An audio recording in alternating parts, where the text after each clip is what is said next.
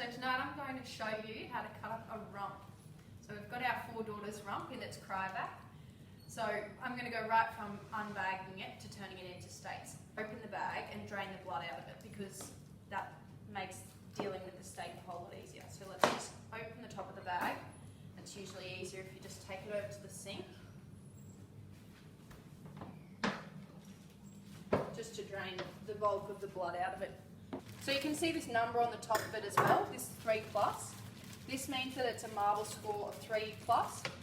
So that could be a 4 or 5 or 6, but it means it's just got a lot of marbling. So ideally more marbling should equate to more tender, more tasty meat. So the higher the number, the better it is. So we're starting with a 3+ tonight. I'll just clear that off. Grab a knife. Radio. So when we look at the rump, you can eat it just as a whole cut, and we can just cut down the face here, or we can split it into 2 cuts. So tonight we're going to split it into 2 cuts, the rump and then the rump cap. So I just need to find the join here, the seam. So as you can see along here, there's a bit of a seam. Can you see that? Yep. So we then pull that apart and we cut along that seam. Most of it should just pull, so you don't even really need to cut a great deal. So you just keep cutting all the way through until that pulls apart. So just before we get too far, I'm going to show you this is how I do it to remember which way to cut it across the grain. So when you're cutting the rump cap, you're going to cut it, so not that way, but this way. So just put a couple of marks in the fat along the top so you know which way you're going to cut your steaks, just for the cap part that is. So we keep cutting that off all the way until you get the cap separate.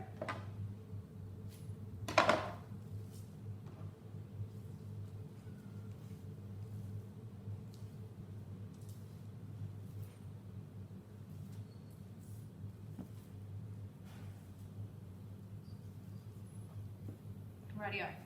So now we've got the cap off. So like I said before, we put little cuts in the top, like marks in the top of the cap so that we know which way to cut that. So as you can see, we're going to cut the cap that way.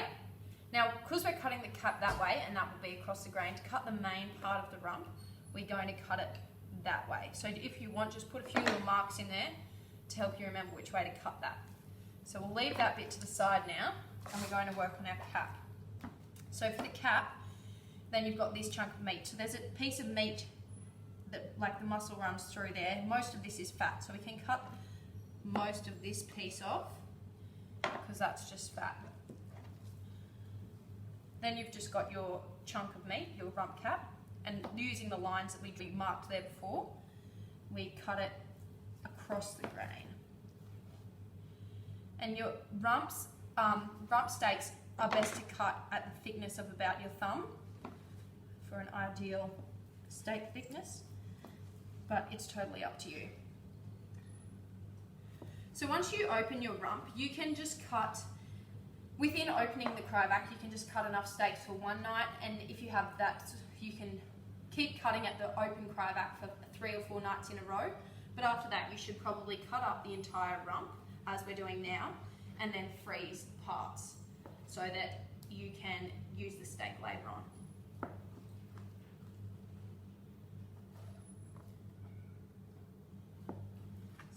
Cutting until you've got all your cap cut up.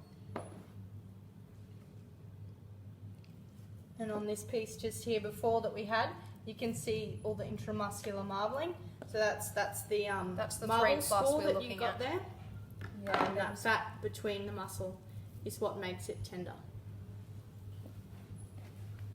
Rightio. And then there's always that last little bit. So go along and you can cut off the big tails of fat if you'd like. They're just solid fat, so you can get rid of those bits. But other than that, that's cutting up your cap. So now that I've cut up the cap, we'll eat that for dinner tonight. I'll just put that over here on my plate and get the rump as a whole. So Which is called a D-rump. D-rump, excellent, thanks Molly. So the D-rump, we've marked it before in the way we were going to cut it to go across the grain, but you can also see here, see the grain runs that way. So we want to cut across the grain. Can you see Yep. those lines? Yep. Those little thin strips of white there that highlight and the grain is running. So we want to cut across those for the most tender steaks. So like before, you cut the steak about the width of your thumb. That was a big fat steak, but that's all right. And that's one steak. So you continue to cut your whole way through that steak for the D rump